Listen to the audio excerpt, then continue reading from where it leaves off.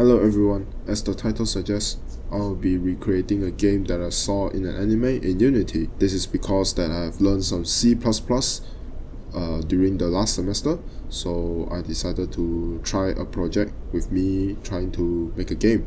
And this project is inspired by me watching a few Unity videos on YouTube and an anime that I had watched a few years ago, New Game to be specific. There was a section in the anime where the girl had to program a game that involves balls that moves in a tilting maze controlled by the player. Well, that looks and sounds simple. Let's make it in Unity. 4 to 6 weeks later. First, I have to make a board to tilt when I press WASD. To do that, I have to write a new C# behavior script. Here is the code. The variables such as rotate angle and smoothness can be set to public if you would like to change the values while debugging in Unity. Rotate angle determines how much the board tilts, and smoothness determines this. Finally, make sure the board is kinematic, as we will use gravity later. Moving on to the ball. Just make sure to add physics and rigid body, and it is not a trigger nor kinematic.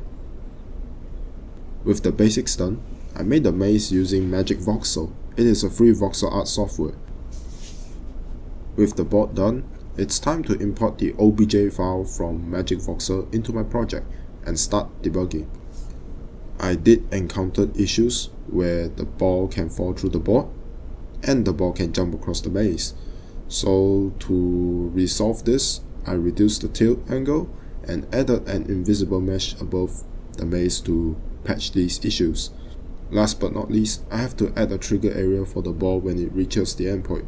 Here is the code on the screen.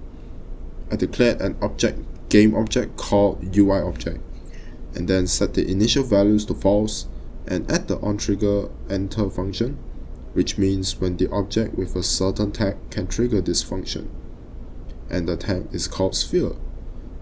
The if statement is there to ensure that only the sphere can trigger the UI object to turn on. This UI object is the winning text when you complete the maze. Now add a UI text object, hook it up with the script, and the game is done. So I'll skip the UI this time, and this game is considered complete in my opinion.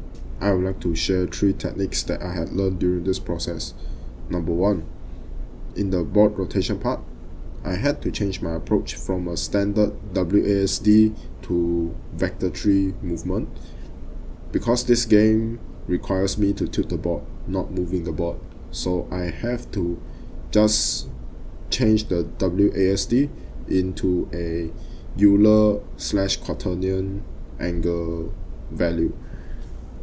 I have to do it this way because vector tree cannot be directly converted into Euler angles and quaternions.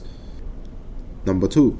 Having the game scene and the design scene side by side can be useful to see if the meshes are placed correctly, and you can move the objects in the design scene to see how it looks in the game scene.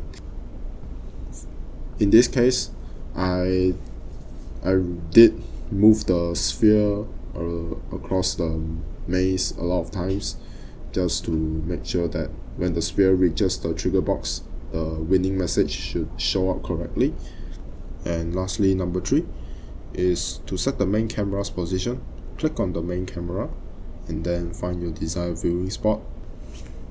Press Ctrl+Shift+F to set the camera looking from that spot. So this can save you time from manually adjusting the camera. So that's about it, ladies and gentlemen.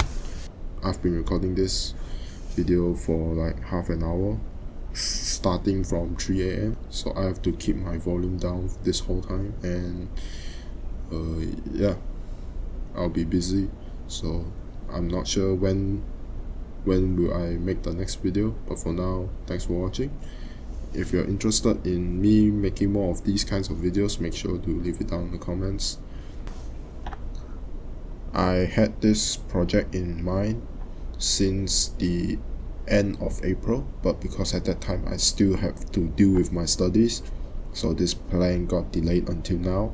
It's only completed recently, so I'm still thinking of what to do next, but for now, and This has been Why I Play, so let's meet again. Goodbye.